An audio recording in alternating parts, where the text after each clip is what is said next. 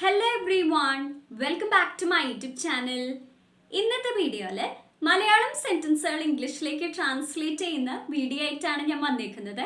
അപ്പോൾ ഇന്ന് ആദ്യം തന്നെ നമ്മൾ പറയാൻ പോകുന്നത് നമ്മൾ കഴിഞ്ഞ ദിവസം ഞാൻ നിങ്ങളോട് ചോദിച്ചിട്ടുണ്ടായിരുന്ന ചോദ്യത്തിന്റെ ആൻസർ ആണ്. അപ്പോൾ ഞാൻ കഴിഞ്ഞ ദിവസം നിങ്ങളോട് എഴുതാൻ പറഞ്ഞത് അവൾ ഇന്നലെ ഒരു കേക്ക് ഉണ്ടാക്കിയെന്നാണ്. ഓക്കെ, അപ്പോൾ ഒന്ന് ശ്രദ്ധിക്കുക കേട്ടോ. എല്ലാവരും ഞാനിവിടെ നിങ്ങൾ വരുത്തിയേക്കുന്ന തെറ്റുകളും ഒക്കെ പറഞ്ഞു തരുന്നതായിരിക്കും.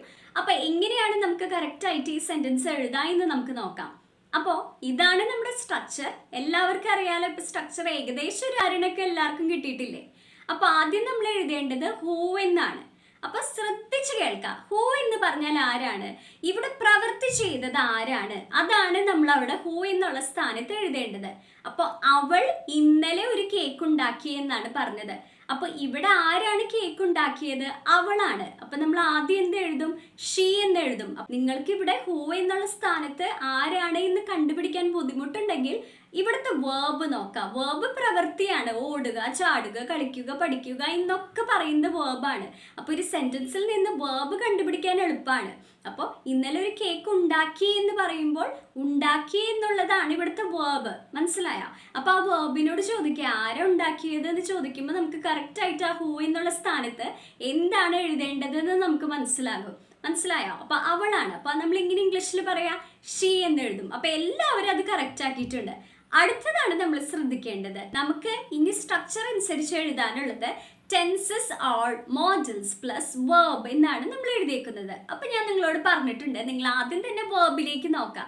കാരണം വേർബ് എങ്ങനെയാണോ മലയാളത്തിൽ എഴുതിയേക്കുന്നത് അതനുസരിച്ചിട്ടാണ് നമ്മൾ ഏത് ടെൻസിലാണ് എഴുതേണ്ടത് എന്ന് നമുക്ക് മനസ്സിലായോ? അപ്പൊ ഈ സെന്റൻസിൽ ഇവിടെ എന്താ നമ്മൾ എഴുതിയേക്കുന്നത്? ഉണ്ടാക്കി എന്നുള്ളതാണ് ഇവിടുത്തെ വേർബ്. അപ്പൊ ഇതിൽ നിന്ന് തന്നെ നമുക്കൊരു കാര്യം അപ്പൊ തന്നെ നമുക്ക് ഐഡിയ വരണം. എന്താണ് ഉണ്ടാക്കി എന്ന് പറഞ്ഞാൽ ആ പ്രവൃത്തി ചെയ്ത് കഴിഞ്ഞ പ്രവൃത്തിയാണ്. മനസ്സിലായോ? അപ്പോ ഇനിയിപ്പോ ആ വേർബ് കണ്ട് നിങ്ങൾക്ക് മനസ്സിലായില്ല എന്ന് വിചാരിക്കേ, ആ സെന്റൻസ് വായിക്കുമ്പോൾ നമുക്ക് മനസ്സിലാവുന്നില്ലേ അത് കഴിഞ്ഞു പോയൊരു പ്രവൃത്തിയാന്ന്. കാരണം അവൾ ഇന്നലെ ഒരു കേക്ക് ഉണ്ടാക്കി എന്നാണ് പറഞ്ഞത്. മനസ്സിലായോ? അപ്പൊ നമ്മൾ ഇത് എങ്ങനെ എഴുതാം? അപ്പൊ ഞാൻ ഇന്നലെ പറഞ്ഞിട്ടുണ്ടായിരുന്നു, ഇവിടെ കേക്ക് ആയതുകൊണ്ട് നമ്മൾ യൂസ് ചെയ്യേണ്ട വേർബ് ബേക്ക് എന്നാണെന്ന് ഞാൻ പറഞ്ഞിട്ടുണ്ടായിരുന്നു. അപ്പോൾ ഉണ്ടാക്കുക എന്ന് പറയാൻ നമുക്ക് കേക്ക് ആയതുകൊണ്ട് ബേക്ക് പറയാം. കാരണം ബേക്ക് നമ്മളിവിടെ യൂസ് ചെയ്തത് സാധാരണ കേക്കൊക്കെ നമ്മൾ മൈക്രോവേവ് അവൻ യൂസ് ചെയ്തിട്ടാണ് നമ്മൾ കേക്ക് ഉണ്ടാക്കുക. അതിൽ നമ്മൾ ബട്ടർ ആഡ് ചെയ്യും, അതുപോലെ തന്നെ മിൽക്ക് ആഡ് ചെയ്യും, അങ്ങനെയാണ് ഉണ്ടാക്കുക. മനസ്സിലായോ?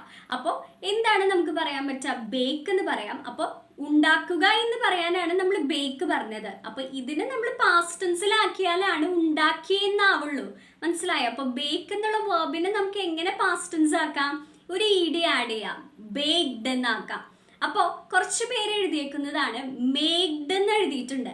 അപ്പൊ ഇവിടെ ഒരു കാര്യം ശ്രദ്ധിക്കുക, മേക്ക് എന്ന് പറഞ്ഞാൽ ഉണ്ടാക്കുക എന്ന് തന്നെയാണ്.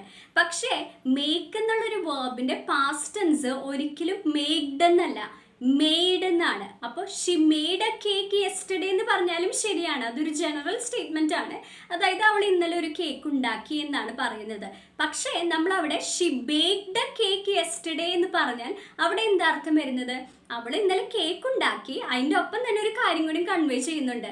അവൾ എങ്ങനെയാണ് ആ കേക്ക് ഉണ്ടാക്കിയത് എന്ന് പറയുന്നുണ്ട്. സാധാരണ ബേക്ക് എന്നുള്ള വേർബ് നമ്മൾ യൂസ് ചെയ്യുക മൈക്രോവേവ് അവനിൽ ആ ഒരു കേക്ക് ഉണ്ടാക്കി എന്ന് കാണിക്കാനാണ് നമ്മൾ ബേക്ക് യൂസ് ചെയ്യുക. മനസ്സിലായോ? അപ്പൊ she baked a cake yesterday എന്ന് നമുക്ക് പറയാം. പിന്നെ കുറെ പേര് എഴുതിയേക്കുന്നതാണ് she cooked a cake yesterday എന്ന്. അപ്പൊ കുക്ക്ഡ് എന്നുള്ള വേർബ് നമ്മൾ ഒരിക്കലും കേക്കിന്റെ ഒപ്പം യൂസ് ചെയ്യില്ല. നമ്മൾ ഒരിക്കലും കേക്കിന് കുക്ക്ഡ് എന്ന് പറയില്ല. നമ്മൾ കുക്ക് ചെയ്യുക, ഇപ്പൊ ഒരു എക്സാമ്പിൾ പറഞ്ഞാൽ നമുക്ക് ബിരിയാണി കുക്ക് ചെയ്യുക എന്ന് പറയാൻ പറ്റും. കാരണം എന്തുകൊണ്ടാണ്? നമ്മൾ ആദ്യം അതിലത്തെ റൈസ് ബോയിൽ ചെയ്യും, അതുപോലെ തന്നെ നമ്മൾ വെജിറ്റബിൾസ് ആഡ് ചെയ്യും, അങ്ങനെ കുറെ കാര്യങ്ങളുണ്ട്, കുറെ പ്രൊസീജിയേഴ്സ് ഉണ്ട് ബിരിയാണി ഉണ്ടാക്കാൻ. മനസ്സിലായോ? അപ്പൊ അത് നമുക്ക് കുക്ക് ചെയ്യും. ഇപ്പൊ നമ്മള് ചിക്കൻ ബിരിയാണിയാന്ന് വെച്ച് കഴിഞ്ഞാൽ നമ്മൾ ചിക്കൻ ഫ്രൈ ചെയ്യും, അങ്ങനെ കുറെ കാര്യങ്ങളുണ്ട്. പക്ഷെ അതുപോലെയല്ല കേക്ക്. നമ്മൾ ഒരിക്കലും കേക്കിനെ കുക്ക് ചെയ്തു എന്ന് നമ്മൾ പറയില്ല. മനസ്സിലായോ? ഇവിടെ മറിച്ച് ബിരിയാണി ആയിരുന്നെങ്കിൽ നമുക്ക് എന്ത് എഴുതായിരുന്നു? കുക്ക്ഡ് എന്ന് എഴുതായിരുന്നു. മനസ്സിലായില്ലേ? അപ്പൊ എപ്പോഴും കേക്ക് വരുമ്പോൾ നമുക്ക് ബേക്ക്ഡ് എന്ന് എഴുതാൻ നോക്കാം, അല്ലെങ്കിൽ മെയ്ഡ് എന്ന് എഴുതിയാലും കറക്റ്റ് ആണ്. മനസ്സിലായോ? അപ്പോൾ നമുക്ക് മനസ്സിലായി. അപ്പൊ ഷീ ബേക്ക്ഡ് എന്ന് എഴുതി. ഇനി നമുക്ക് എന്ത് എഴുതാനുള്ളത്? വാട്ട്, എന്താണ് അവൾ ഉണ്ടാക്കിയത് എന്നാണ് നമ്മൾ എഴുതേണ്ടത്. അപ്പൊ ഞാനിവിടെ എന്താ പറഞ്ഞത്, ഒരു കേക്ക് എന്നാണ് പറഞ്ഞത്. അപ്പൊ കുറച്ച് പേര് ദ കേക്ക് എന്ന് പറഞ്ഞിട്ടുണ്ട്. ഇവിടെ ഞാൻ ഒരു കേക്ക് എന്ന് പറയുമ്പോൾ നമ്മൾ അവിടെ യൂസ് ചെയ്യേണ്ട വേർഡ് ഏതൊക്കെയാണ്? ഒന്നില്ലെങ്കിൽ എ കേക്ക് എന്ന് പറയാം, അല്ലെങ്കിൽ ആൻ കേക്ക് എന്ന് പറയാം. പക്ഷെ ആൻ കേക്ക് എന്ന് നമ്മൾ ഒരിക്കലും പറയില്ല. എന്തുകൊണ്ടാണ്? അവിടെ ഒരു വവൽ സൗണ്ട് ഇല്ല അല്ലെ കേക്ക് എന്ന് പറയുമ്പോൾ. അപ്പൊ നമ്മൾ ഏതാ യൂസ് ചെയ്യേണ്ടത്? എ കേക്ക് യൂസ് ചെയ്യാം. അപ്പൊ ഷി ബേക്ക്ഡ് എ കേക്ക്. ഇനി നമ്മുടെ സ്ട്രക്ചർ അനുസരിച്ച് നമുക്ക് എഴുതാനുള്ളത് എന്താണ്? നമുക്ക് ഫോർ ഹും, ആർക്ക് വേണ്ടിയിട്ടാണ് അവൾ കേക്ക് ഉണ്ടാക്കിയെന്ന് ഇവിടെ പറഞ്ഞിട്ടില്ല. എബൌട്ട് ഹും, ആരെ കുറിച്ചെന്നോ അല്ലെങ്കിൽ ഹൂസ്, ആരുടെ കേക്കെന്നോ അല്ലെങ്കിൽ എങ്ങനെയാണ് അവൾ ഉണ്ടാക്കിയെന്നോ പറഞ്ഞിട്ടില്ല. പിന്നെ വൈ ഒന്നും പറഞ്ഞിട്ടില്ല. എന്തിനു വേണ്ടിയിട്ടാണ് അവൾ കേക്ക് ഉണ്ടാക്കിയതെന്നൊന്നും പറഞ്ഞിട്ടില്ല. വേർ, എവിടെ അവൾ കേക്ക് ഉണ്ടാക്കിയെന്ന് പറഞ്ഞിട്ടുണ്ടോ? ഇല്ല. ഇനി എപ്പോഴാണ് അവൾ ആ കേക്ക് ഉണ്ടാക്കിയത് എന്ന് പറഞ്ഞിട്ടുണ്ട്. എപ്പോഴാണ്? ഇന്നലെ എന്നാണ് പറഞ്ഞത്. അപ്പൊ നമുക്ക് എങ്ങനെ പറയാം? യെസ്റ്റർഡേ എന്ന് പറയാം. അപ്പൊ എന്തായി നമ്മുടെ sentence? She baked a cake yesterday എന്ന് പറയും. പിന്നെ കുറച്ച് പേര് എഴുതിയതാണ് ഷി മേക്സ് എന്നും ഷി ബേക്സ് എന്നും. അപ്പൊ ഒരു കാര്യം മനസ്സിലാക്കേണ്ടത്, നമ്മൾ ഷി മേക്സ് അല്ലെങ്കിൽ ഷി ബേക്സ് എന്ന് എഴുതുമ്പോൾ അവിടെ അർത്ഥം വരുന്നത് അവൾ ഉണ്ടാക്കാറുണ്ട് അല്ലെങ്കിൽ അവൾ ഉണ്ടാക്കുന്നു എന്നാണ്. അപ്പൊ നമ്മൾ പറഞ്ഞ സെന്റൻസിൽ അവൾ ഇന്നലെ കേക്ക് ഉണ്ടാക്കാറുണ്ട് എന്ന് നമ്മൾ ഒരിക്കലും മലയാളത്തിൽ തന്നെ നമ്മൾ പറയില്ലല്ലോ, അത് തെറ്റല്ലേ? അതുപോലെ തന്നെ അവൾ ഇന്നലെ കേക്ക് ഉണ്ടാക്കുന്നു എന്ന് നമ്മൾ മലയാളത്തിൽ പറയില്ല. അപ്പോൾ അവിടെ ബേക്സ് എന്നല്ല വരാ അല്ലെങ്കിൽ മേക്സ് എന്നല്ല വരാ. ഏതാ നമ്മൾ യൂസ് ചെയ്യുക? നമുക്ക് ഒന്നില്ലെങ്കിൽ മെയ്ഡ് എന്ന് എഴുതാം, അല്ലെങ്കിൽ ബേക്ക്ഡ് എന്ന് എഴുതാം. മനസ്സിലായില്ലേ? ഇനി നമുക്ക് പറയണമെന്ന് വിചാരിക്കേ, ശാസ്ത്രജ്ഞർ കഴിഞ്ഞ വർഷം പരീക്ഷണശാലയിൽ പരിസ്ഥിതി വികസനത്തിനായി തകർപ്പൻ ഗവേഷണം നടത്തി. ഇതെങ്ങനെ നമ്മൾ ഇംഗ്ലീഷിൽ പറയും? അപ്പോ ഇവിടെ ഈ സെന്റൻസ് നിങ്ങൾ ഒന്നുകൂടി ഒന്ന് വായിച്ചു നോക്കിയേ.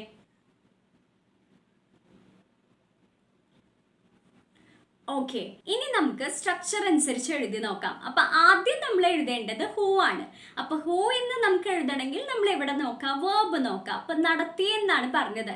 അപ്പൊ വേർബിനോട് ചോദിക്കുക ആരാണ് നടത്തിയത് എന്ന് ചോദിക്കുക. അപ്പൊ എന്താണ് നമുക്ക് ആൻസർ കിട്ടിയത്? ശാസ്ത്രജ്ഞരാണ്. അപ്പൊ നമുക്ക് എങ്ങനെ എഴുതാം? ദ സയന്റിസ്റ്റ് എന്ന് എഴുതാം. അപ്പൊ ഇവിടെ ഒരു കാര്യം ശ്രദ്ധിക്കുക, ഇവിടെ നമ്മൾ ദ സയന്റിസ്റ്റ് എന്ന് പറഞ്ഞത് എന്തുകൊണ്ടാണ്? ഇപ്പോ ഈ വേൾഡിൽ ഒരുപാട് സയന്റിസ്റ്റുകളുണ്ട്, ഒരുപാട് ശാസ്ത്രജ്ഞരുണ്ട്. എന്നാൽ വളരെ കുറച്ച് പേരായിരിക്കും, അതായത് പെർട്ടിക്കുലർ ആയിട്ട് കുറച്ച് ആളുകളായിരിക്കും ഈ ഒരു കാര്യത്തിന് വേണ്ടി വർക്ക് ചെയ്തിട്ടുണ്ടാവുക. അപ്പൊ അവരെ മെൻഷൻ ചെയ്യാനാണ് നമ്മളിവിടെ ദ എന്നുള്ള ആർട്ടിക്കിൾ യൂസ് ചെയ്യുന്നത്. മനസ്സിലായോ? അപ്പൊ ദ സയന്റിസ്റ്റ് എഴുതും. ഇനി നമുക്ക് എന്ത് എഴുതേണ്ടത്? നമ്മളിവിടെ എഴുതിയിരിക്കുന്നത് tenses are modals plus verb എന്നാണ്. അപ്പൊ നമ്മൾ വേർബ് നോക്കാം. നടത്തി എന്നാണ് പറഞ്ഞേക്കുന്നത്. അപ്പൊ നടത്തുക എന്നുള്ളതിന്റെ ഇംഗ്ലീഷ് എന്താ? ഇവിടെ നമ്മൾ പറഞ്ഞത് ഗവേഷണത്തിനെ കുറിച്ചാണ്. അപ്പൊ നമുക്ക് ഏത് വേർബ് യൂസ് ചെയ്യാൻ പറ്റാം? കണ്ടക്ട് എന്നുള്ളൊരു വേർബ് യൂസ് ചെയ്യാം. അപ്പോൾ ആ ഒരു വേർബിനെ നമ്മൾ നടത്തുക എന്നാണ് കണ്ടക്റ്റിന്റെ അർത്ഥം. ഇനി അത് പാസ്റ്റ് ടെൻസിലേക്ക് ആക്കുമ്പോൾ നമ്മൾ എന്താ ചെയ്യേണ്ടത്? ഒരു ഇഡി ആഡ് ചെയ്യുക. അപ്പൊ കണ്ടക്റ്റഡ് എന്നാവും. അപ്പൊ ദ സയന്റിസ്റ്റ് കണ്ടക്റ്റഡ്. ഇനി വാട്ട്, എന്താണ് അവർ കണ്ടക്ട് ചെയ്തത്? നമ്മുടെ സെന്റൻസിൽ എന്താണ്? തകർപ്പൻ ഗവേഷണം എന്നാണ് പറഞ്ഞേക്കുന്നത്. അപ്പൊ നമുക്ക് തകർപ്പൻ എന്നൊക്കെ പറയാൻ നമ്മൾ എങ്ങനെ പറയാം? അപ്പൊ ഞാൻ നല്ലൊരു വാക്ക് നിങ്ങൾക്ക് പറഞ്ഞു തരാം. അപ്പൊ ഞാൻ ഈ സെന്റൻസുകളൊക്കെ പറയുമ്പോൾ നിങ്ങൾക്ക് ഓരോ ന്യൂ വേർഡ്സ് പറഞ്ഞു തരുന്നത് നമ്മൾ ചിലപ്പോൾ കോൺവെർസേഷനിൽ അങ്ങനത്തെ വാക്കുകൾ യൂസ് ചെയ്തില്ലെങ്കിൽ, ഇപ്പൊ തകർപ്പൻ എന്ന് പറയുമ്പോൾ നമുക്ക് ചിലപ്പോൾ പെട്ടെന്ന് ഓർമ്മ വരാം എക്സലന്റ്, വണ്ടർഫുൾ, അങ്ങനത്തെ വേർഡ്സുകളായിരിക്കും നമുക്ക് ഓർമ്മ വരാം. അപ്പൊ ഞാൻ നിങ്ങൾക്ക് ഒന്നും കൂടി ബെറ്റർ ആയിട്ടുള്ള വേർഡ്സ് പറഞ്ഞു തരണമെന്നേ ഉള്ളൂ. ഓക്കെ, അപ്പൊ നമുക്ക് എങ്ങനെ പറയാം? തകർപ്പൻ എന്ന് പറയാൻ നമുക്ക് പറയാം ഗ്രൗണ്ട് ബ്രേക്കിംഗ് എന്ന് പറയാം. ഇപ്പൊ ഗ്രൗണ്ട് ബ്രേക്കിംഗ്. ഇനി എന്താ നമ്മൾ പറഞ്ഞത്? ഗവേഷണം എന്നാണ് പറഞ്ഞത്. അപ്പൊ അതിന്റെ ഇംഗ്ലീഷ് എന്താ? റിസർച്ച് എന്ന് പറയാം. അപ്പൊ the scientist conducted ground-breaking research. അപ്പോൾ ഇനി നമ്മൾ എന്ത് എഴുതാം? ഫോർ ഹും എന്ന് പറഞ്ഞാൽ എന്താ അർത്ഥം? ആർക്ക് വേണ്ടി എന്നാണ് അർത്ഥം വരുന്നത്. അപ്പൊ ഇവിടെ ഒരു കാര്യം ശ്രദ്ധിക്കുക, ഇവിടെ നമ്മൾ മനുഷ്യരെ കുറിച്ചല്ല പറയുന്നത്. ഇവിടെ നമ്മൾ പറഞ്ഞത് പരിസ്ഥിതി വികസനത്തിനായി എന്നാണ് പറഞ്ഞത്. അപ്പൊ നമുക്ക് എങ്ങനെ ഫോർ ഹും എന്നുള്ളത് നമുക്ക് എങ്ങനെ മാറ്റി ചോദിക്കാം? നമ്മൾ ഇന്നലെ ഇതുപോലെ ഒരു സെന്റൻസ് കണ്ടിട്ടുണ്ടായിരുന്നു. എങ്ങനെ ചോദിക്കാം? ഫോർ വാട്ട് എന്ന് ചോദിക്കാം. അപ്പൊ എന്തിനു വേണ്ടിയിട്ടാണ്?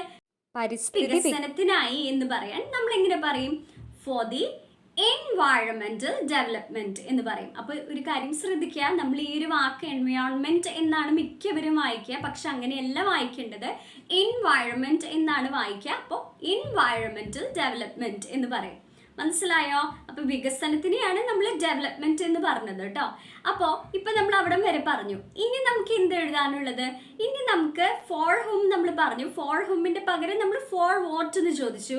ഇനി നമുക്ക് എബൌട്ട് ഹുംന്നോ ഹുസ്ന്നോ അതുപോലെ തന്നെ ഹൗന്നോ വൈന്നോ ആൻസർ ചെയ്യാനില്ല. വേറെന്ന് ആൻസർ ചെയ്യാനുണ്ടോ? എവിടെയാണ് അവർ പരീക്ഷണം നടത്തിയത് എന്ന് നമുക്ക് എഴുതാനുണ്ടോ? ഇവിടെ നമ്മൾ പറഞ്ഞു പരീക്ഷണശാലയിൽ എന്നാണ് പറഞ്ഞത്. അപ്പൊ നമ്മൾ സാധാരണ ലാബ് എന്നൊക്കെ പറയും, പക്ഷെ അത് ഇൻഫോർമൽ വേയിലാണ് നമ്മൾ പറയും. ഇപ്പൊ നമ്മൾ ഫ്രണ്ട്സിനോട് പറയും നമുക്ക് ലാബിൽ പോവാമെന്ന് പറയും, പക്ഷെ ഫോർമൽ ആയിട്ട് പറയുമ്പോൾ നമുക്ക് എങ്ങനെയാ പറയാൻ പറ്റുക? ലബോറട്ടറി എന്നാണ് പറയാം. ഓക്കെ, അപ്പൊ നമുക്ക് ഈ സെന്റൻസിൽ എങ്ങനെ അത് കണക്ട് ചെയ്യാം നമുക്ക് പറയാം. അപ്പൊ നമ്മൾ മലയാളത്തിൽ ഇങ്ങനെ എഴുതിയേക്കുന്നത് പരീക്ഷണശാലയിൽ എന്നാണ് പറഞ്ഞേക്കുന്നത്. അപ്പൊ നമ്മൾ ഇങ്ങനെ എഴുതാം ഇൻ ദ ലബോറട്ടറി എന്ന് പറയും. ഇനി നമുക്ക് എഴുതാനുള്ളത് വെൻ എന്നാണ്. എപ്പോഴാണ്? കഴിഞ്ഞ വർഷം എന്നാണ് പറഞ്ഞത്. അപ്പൊ ഇങ്ങനെ നമ്മൾ ഇംഗ്ലീഷിൽ പറയാം ലാസ്റ്റ് ഇയർ എന്ന് പറയും. അപ്പൊ എന്തായി നമ്മുടെ sentence? The scientist conducted ground breaking research for the environmental development in the laboratory last year എന്ന് വരും. മനസ്സിലായോ? ഇനി നമുക്ക് പറയണമെന്ന് വിചാരിക്കേ, ലിസ എല്ലാ ദിവസവും മ്യൂസിക് റൂമിൽ തന്റെ കഴിവുകൾ മെച്ചപ്പെടുത്താൻ അവളുടെ ടീച്ചറുമായി പിയാനോ പരിശീലിക്കാറുണ്ട്. ഇതെങ്ങനെ നമ്മൾ ഇംഗ്ലീഷിൽ പറയും? അപ്പൊ ഇവിടെ നമ്മൾ ആദ്യം തന്നെ എഴുതേണ്ടത് സ്ട്രക്ചർ അനുസരിച്ച് ഹൂ ആണ്. അപ്പൊ നമ്മൾ വേർബ് നോക്കാം. പരിശീലിക്കാറുണ്ട് എന്നാണ് പറഞ്ഞേക്കുന്നത്. അപ്പൊ ആരാണ് പരിശീലിക്കാറുള്ളത് അത് ചോദിക്കാം. അപ്പൊ എന്താ ആൻസർ കിട്ടുന്നത്? ലിസ എന്നാണ്. അപ്പൊ നമുക്ക് ലിസ എന്ന് എഴുതാം. ഇനി നമ്മൾ പരിശീലിക്കാറുണ്ട് എന്നാണ് പറഞ്ഞത്. അപ്പൊ നമ്മൾ നേരത്തെ ഡിസ്കസ് ചെയ്ത രണ്ട് സെന്റൻസിലും നമ്മൾ പറഞ്ഞത് ഉണ്ടാക്കി അതുപോലെ തന്നെ നടത്തി എന്നൊക്കെയാണ്. ഇവിടെ നമ്മൾ പരിശീലിച്ചു എന്നല്ല പറഞ്ഞേക്കുന്നത്, പരിശീലിക്കാറുണ്ട് എന്നാണ് പറഞ്ഞത്. അപ്പൊ പരിശീലിക്കുക എന്നുള്ളതിന്റെ ഇംഗ്ലീഷ് എന്താണ്? പ്രാക്ടീസ് എന്നാണ്. അപ്പൊ ഇവിടെ ലിസ എന്നുള്ളൊരു നെയിം ആയതുകൊണ്ട് നമുക്ക് എന്ത് എഴുതാം? പ്രാക്ടീസസ് എന്ന് പറയാം. എന്ത് പറയാൻ? പരിശീലിക്കാറുണ്ട് അല്ലെങ്കിൽ പരിശീലിക്കുന്നു എന്നൊക്കെ പറയാൻ നമ്മൾ വേർബിന് S or E S add ചെയ്യണം. അപ്പൊ നമുക്കറിയാം ഹി, ഷീ അതുപോലെ തന്നെ ആരുടെയെങ്കിലും പേരൊക്കെ വരുമ്പോൾ നമ്മൾ എങ്ങനെ എഴുതാം? പരിശീലിക്കാറുണ്ട് എന്നൊക്കെ പറയുമ്പോൾ നമ്മൾ വേർബിന് എസ് ആഡ് ചെയ്യണം. മനസ്സിലായോ? അപ്പൊ ഇത് ഏത് ടെൻസ് ആണ്? സിമ്പിൾ പ്രസന്റ് ടെൻസ് ആണ്. അപ്പൊ നേരത്തെ നമ്മൾ പറഞ്ഞ സെന്റൻസുകളൊക്കെ സിമ്പിൾ പാസ്റ്റ് ടെൻസ് ആണ്, കഴിഞ്ഞു പോയ കാര്യമാണ്. മനസ്സിലായോ? നടത്തി, പരിശീലിച്ചു അങ്ങനെയൊക്കെ പറയാനാണ് നമ്മൾ സിമ്പിൾ പാസ്റ്റ് ടെൻസ് യൂസ് ചെയ്യുക. ഇത് പരിശീലിക്കാറുണ്ട് അല്ലെങ്കിൽ പരിശീലിക്കുന്നു എന്നൊക്കെ പറയാൻ നമ്മൾ ഷീ, ഹി അതുപോലെ തന്നെ ഇറ്റ് അല്ലെങ്കിൽ പേരൊക്കെ വരുമ്പോൾ നമ്മൾ ഇങ്ങനെ എഴുതാ? പ്രാക്ടീസസ് എന്നാണ് എഴുതാ. ഇനി അവിടെ മറിച്ച് പ്ലൂറൽ സബ്ജക്ട്സ് ആയിരുന്നെങ്കിലോ വി, ദേ, അവർ എന്നൊക്കെ പറയുമ്പോൾ നമ്മൾ അവിടെ പ്രാക്ടീസ് എന്ന് എഴുതിയാൽ മതി. ഹി, ഷീ, ഇറ്റ് അതുപോലെ തന്നെ നെയിം വരുമ്പോൾ നമുക്ക് വേർബിന് S or E S add ചെയ്യണം. മനസ്സിലായോ? പരിശീലിക്കാറുണ്ട്, നടക്കാറുണ്ട് എന്നൊക്കെ പറയുമ്പോൾ നടക്കാറുണ്ട് എന്നായിരുന്നെങ്കിൽ നമ്മൾ എങ്ങനെ പറയാം? വാക്സ് എന്നാണ് പറയാം. മനസ്സിലായോ? പ്ലൂറൽ സബ്ജക്ട്സ് വരുമ്പോൾ നമ്മൾ S or E S add ചെയ്യേണ്ട ആവശ്യമില്ല. ഇവിടെ സിംഗുലർ സബ്ജക്റ്റ് ആണ്, ലിസ ഒരാളാണ്. മനസ്സിലായോ? അപ്പൊ ലിസ പ്രാക്ടീസസ്. ഇനി വാട്ട് എന്നുള്ളടത്ത് നമുക്ക് എന്താ ആൻസർ ചെയ്യാൻ പറ്റുക? എന്താണ് അവൾ പ്രാക്ടീസ് ചെയ്യാറുള്ളത്? പിയാനോ ആണ്. അപ്പൊ നമുക്ക് എങ്ങനെ പറയാം? ദ പിയാനോ എന്ന് പറയാം. അപ്പൊ കുറെ ഇൻസ്ട്രുമെന്റ്സ് ഉണ്ട്, അതിൽ അവൾ പെർട്ടിക്കുലർ ആയിട്ട് ഏതാണ് വായിക്കുന്നത്? പിയാനോ ആണ്. അതുകൊണ്ടാണ് നമ്മൾ അവിടെ ദ എന്നുള്ള ആർട്ടിക്കിൾ യൂസ് ചെയ്തത്. അപ്പൊ എന്തായി? Lisa practises the piano. ഇനി നമുക്ക് എന്ത് എഴുതാനുള്ളത്? ഇനി നമുക്ക് ഫോർ ഹും, എബൌട്ട് ഹും ഒക്കെ എഴുതാനുണ്ടോ? ഫോർ ഹും എന്ന് പറഞ്ഞാൽ ആർക്ക് വേണ്ടി എന്നാണ് പറയുന്നത്. എബൌട്ട് ഹും എന്ന് പറഞ്ഞാലോ ആരെ കുറിച്ച്. നമുക്ക് പകരം എന്ത് ചോദിക്കാം? വിത്ത് ഹും, ആരുടെ കൂടെ എന്ന് ചോദിക്കാം. കാരണം നമ്മുടെ സെന്റൻസിൽ പറഞ്ഞിട്ടുണ്ട്. അപ്പൊ ഇവിടെ നമ്മുടെ സെന്റൻസിൽ മലയാളത്തിലെ സെന്റൻസിൽ തന്നെ എന്താ പറഞ്ഞേക്കുന്നത്? അവളുടെ ടീച്ചറുമായി എന്നാണ് പറഞ്ഞേക്കുന്നത്. അവിടെ അർത്ഥം എന്താണ്? അവളുടെ ടീച്ചറുടെ കൂടെ എന്നാണ് അവിടെ അർത്ഥം വരുന്നത്. മനസ്സിലായോ? അപ്പൊ നമുക്ക് എങ്ങനെ പറയാം? അപ്പൊ അവളുടെ ടീച്ചറുമായി അതുപോലെ കൂടെ എന്നൊക്കെ പറയാൻ നമ്മൾ എന്താ അവിടെ യൂസ് ചെയ്യേണ്ട വേർഡ്? വിത്ത് ആണ് യൂസ് ചെയ്യുക. അപ്പൊ വിത്ത്. ഇനി നമ്മൾ എന്ത് എഴുതാ? വിത്ത് അവളുടെ ടീച്ചറാണ്. വിത്ത് ഹർ ടീച്ചർ എന്ന് പറയാം. മനസ്സിലായോ? അപ്പൊ എന്താ ഇതുവരെയുള്ള sentence? Lisa practises the piano with her teacher. ഇനി എബൌട്ട് ഹും, ഫോർ ഹും അതുപോലെ തന്നെ ഹൂസ് ഒന്നും എഴുതാനില്ല. ഇനി ഹൗ, എങ്ങനെയാണ് പ്രാക്ടീസ് ചെയ്യുന്നത് അതും നമുക്ക് എഴുതാനില്ല. ഇനി നമുക്ക് എഴുതാനുള്ളത് വൈ, എന്തുകൊണ്ടാണ് അവൾ പ്രാക്ടീസ് ചെയ്യുന്നത്? എന്താണ് അവളുടെ ആവശ്യം? എന്താ നമ്മളിവിടെ പറഞ്ഞത്? തൻ്റെ കഴിവുകൾ മെച്ചപ്പെടുത്താൻ എന്നാണ് പറഞ്ഞത്. അപ്പൊ നമുക്ക് എങ്ങനെ ഇംഗ്ലീഷിൽ പറയാം? അപ്പോൾ മെച്ചപ്പെടുത്താൻ എന്ന് പറയാൻ നമുക്ക് പറയാം ടു ഇംപ്രൂവ് എന്ന് പറയാൻ. എന്താണ്? തൻ്റെ കഴിവുകൾ എന്നാണ് പറഞ്ഞത്, അതായത് അവളുടെ കഴിവുകളാണ്. ടു ഇംപ്രൂവ് ഹർ സ്കിൽസ്, കഴിവുകൾ എന്ന് പറയാൻ സ്കിൽസ് എന്ന് പറയാം. To improve her skills. ഇനി നമുക്ക് വേറാണ് എഴുതാനുള്ളത്. എവിടെയാണ് അവൾ പരിശീലിക്കാറുള്ളത്? മ്യൂസിക് റൂമിൽ എന്നാണ് പറഞ്ഞത്. അപ്പൊ നമുക്ക് എങ്ങനെ പറയാം? ഇൻ ദ മ്യൂസിക് റൂം എന്ന് പറയാം. ഇനി നമുക്ക് വെൻ, എപ്പോഴാണ് പ്രാക്ടീസ് ചെയ്യാറുള്ളത്? എല്ലാ ദിവസവും എന്നാണ് പറഞ്ഞത്. അപ്പൊ നമുക്ക് എങ്ങനെ പറയാം? എവ്രി ഡേ എന്ന് പറയാം. അപ്പൊ എന്തായി നമ്മുടെ sentence? Lisa practises the piano with her teacher to improve her skills in the music room every day എന്ന് വരും. മനസ്സിലായോ? അപ്പൊ ഇന്നത്തെ ക്ലാസ് എങ്ങനെയുണ്ടായിരുന്നു? നിങ്ങൾക്ക് ഇഷ്ടപ്പെട്ടോ? അപ്പൊ നിങ്ങളുടെ അഭിപ്രായങ്ങൾ കമന്റ് ബോക്സിൽ അറിയിക്കാൻ മറക്കരുത്. നിങ്ങൾക്ക് ഞാൻ പറയുന്നത് മനസ്സിലാവുന്നുണ്ടോ എന്നൊക്കെ ഒന്ന് മെൻഷൻ ചെയ്ത് കഴിഞ്ഞാൽ അതെനിക്കും വളരെ സന്തോഷമായിരിക്കും. അപ്പോൾ ഇന്നത്തെ ക്ലാസ് നിങ്ങൾ ശ്രദ്ധിച്ചോ എന്നൊന്ന് അറിയാൻ വേണ്ടി ഞാനൊരു ചോദ്യം ചോദിക്കുന്നുണ്ട്. ഹരി എല്ലാ ദിവസവും രാവിലെ പത്രം വായിക്കാറുണ്ട്. ഇതെങ്ങനെ നമ്മൾ ഇംഗ്ലീഷിൽ പറയും? കോമന്റ് ബോക്സിൽ മെൻഷൻ ചെയ്യും കേട്ടോ. അപ്പൊ ഇന്നത്തെ വീഡിയോ നിങ്ങൾക്ക് ഇഷ്ടപ്പെടാന്ന് വെച്ച് കഴിഞ്ഞാൽ ലൈക്ക് ചെയ്യാനും, അതുപോലെ തന്നെ എൻ്റെ വീഡിയോസ് നിങ്ങൾക്ക് യൂസ്ഫുൾ ആവുന്നുണ്ട് എന്ന് തോന്നാന്ന് വെച്ച് കഴിഞ്ഞാൽ എൻ്റെ ചാനൽ സബ്സ്ക്രൈബ് ചെയ്ത് എന്നെ സപ്പോർട്ട് ചെയ്യാൻ മറക്കരുത്. അതുപോലെ തന്നെ സ്കൂൾ സ്റ്റുഡൻസിനും ഫ്രണ്ട്സിനും ഫാമിലി മെമ്പേഴ്സിനും ഒക്കെ വീഡിയോ ഷെയർ ചെയ്ത് കൊടുക്കുക. അപ്പൊ അടുത്തൊരു വീഡിയോ ആയിട്ട് മറ്റൊരു ദിവസം കാണാം. Thank you for watching.